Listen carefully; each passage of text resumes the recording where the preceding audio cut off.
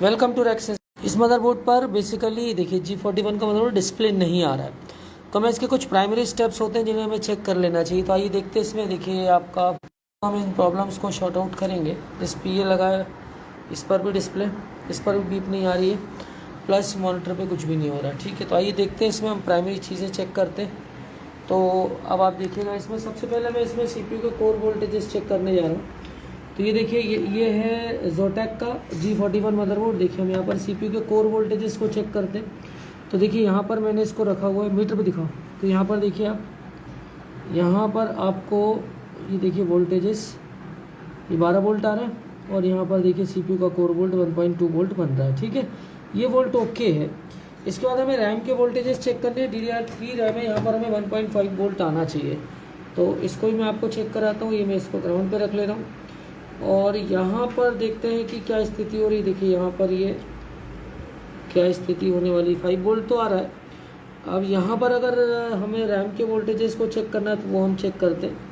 तो देखिए यहाँ पर ये रैम के वोल्टेजेस को मिस कर रहा है। ठीक है, तो गेट पर भी वोल्टेजेस को मैं चेक करा देता हूँ आपको, ये भी मिसिंग है। तो यहाँ पर दिक्कत, अब एक बार मैं इसकी थोड़ा सा साफ़ सफाई करके IC को चेक कर लूँ।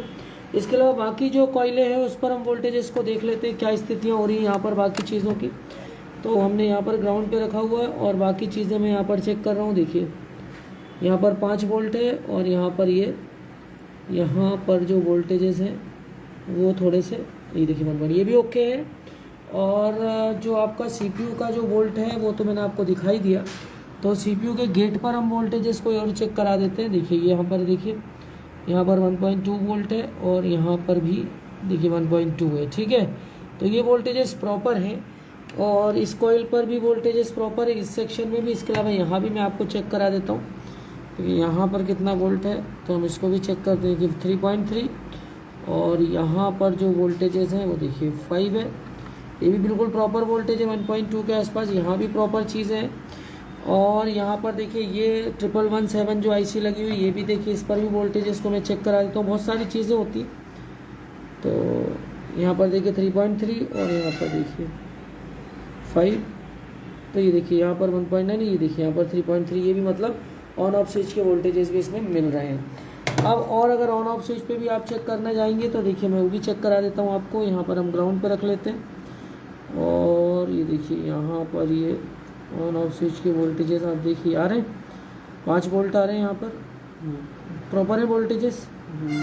और यहाँ पर देखिए ये प्रॉपर वोल्टेज, रीसेट की वोल्टेज, मतलब वोल्टेज मौजूद है। रैम की दिक्कत है। चलिए रैम सेक्शन को थोड़ा सा हम पहले प्राइमरी तौर पर हीट मारते हैं, अदरवाइज IC को हमें चेंज करना पड़ सकता है। तो इसको मैं थोड़ा सा हल्का सा हीट दे के देखता हूँ क्या स्थिति हो रही है।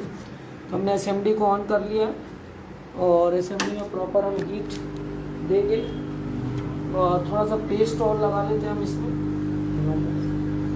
हल्की सी हीट मार लीजिए आप इसमें। कभी हल्की सी हम हीट मार के देख रहे हैं इस पर पेस्ट लगा के, तो देखिए क्या स्थिति बन रही है इसकी।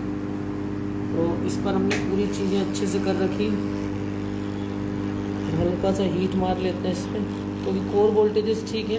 तो CPU एरिया को हम नहीं छेड़ेंगे। ठीक है, बाकी किसी एरिया में छेड़ने की ज़रूरत, हल्का हीट देके सबसे पहले प्राइमरी ट्रीटमेंट किया जाता है चीज़ों का, और उसके बाद हम देखते हैं इसकी क्या स्थिति होने जा रही है। तो हमने हल्की सी इसमें हीट दी है, और मैं बाकी चीज़ें आपको चेक कराता हूँ। ये और ये डिस्प्ले देता है कि नहीं, तो ये सारी चीज़ें हम अब फिर से जब तक SMD एक बार बंद हो जाए फिर मैं आपको सारी चीज़ें दिखाता हूँ एक बार।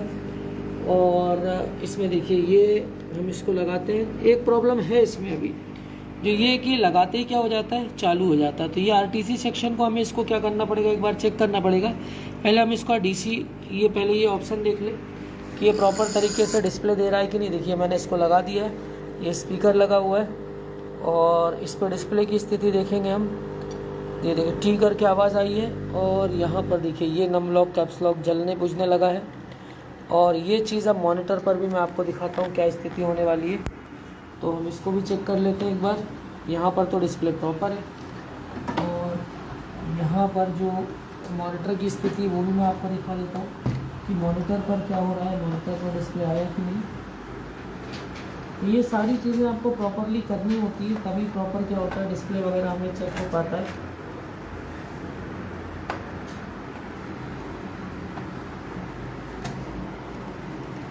मॉनिटर पर भी हम चेक कर लेते हैं। ये देखिए मॉनिटर पर भी प्रॉपर डिस्प्ले आ चुका है और इस तरह से ये प्रॉपर मशीन चल रही है और ये हमने सिर्फ हल्का सा हीट ट्रीटमेंट दिया है। तो डेस्कटॉप के मदरबोर्डों में रेयर ऑफ रेयरेस्ट केस में ये जो कोर आईसी जैसे सीपीयू की कोर आईसी सबसे ज़्यादा आती है, सीपीयू के मॉसफेट उड़ जाते हैं, इस तरह की इसमें दिक्कतें आती हैं। इसके अलावा ये डायरेक्ट ऑन हो रहा है तो हमें इसका आरटीसी सेक्शन एक बार क्या करना पड़ेगा, चेक करना पड़ेगा, क्योंकि डायरेक्ट ऑन होने के केस में वहाँ पर ज़्यादातर स्थितियाँ ऐसी बनती हैं। इसके अलावा डायरेक्ट ऑन हो रहा है, डिस्प्ले दे रहा है, तो इसको ज़्यादा छेड़ने की ज़रूरत नहीं, एज इट इज़ हम इसको जाने देते हैं और अगर कस्टमर बोलेगा तो फिर हम इसको आगे भी ज़रूर चेक करने की कोशिश करेंगे। एक बार हम फिर लगाते हैं और आपको दिखाता हूँ कि कैसे डायरेक्ट ऑन होता। लगाओ, ये हमने इसको वापस लगा रहे हैं। देखिए वापस लगाते ही ये थोड़ी देर में अपने आप ऑन होता है। ऑन होने के बाद यहाँ पर बीप आएगी, बीप आते ही ये तीनों जगह पर प्रॉपर तरीके से क्या हो जाना चाहिए, नम लॉक, कैप्स लॉक वगैरह क्या होना चाहिए। देखिए ये पूरा चालू हो गया, नम लॉक कैप्स लॉक भी चालू हुआ, इसने बीप भी दी। एक बार फिर से बंद करके चालू करो, जलने दो, उससे कोई दिक्कत नहीं, क्या हो जाएगा। ये देखिए ये अब हम फिर लगाए हमने और अब हम इसको एक बार मॉनिटर पर कंसंट्रेट कर लेते हैं कि क्या स्थिति बन रही है। देखिए आया और एक बार ये देखिए आ गया प्रॉपर। ये जॉटेक का मदरबोर्ड है और इस तरह से बहुत नॉर्मल चीज़ें होती हैं, तो खैर स्टार्टिंग में ही बन गया। अदरवाइज़ इसे और थोड़ा सा हम ट्रबल शूट करते, आईसिया हो गए, मॉसफेट हो गए, रोम फ्लैशिंग होगी, तो बहुत ईजी है, बहुत कठिन नहीं होती चीज़ें। Thanks for the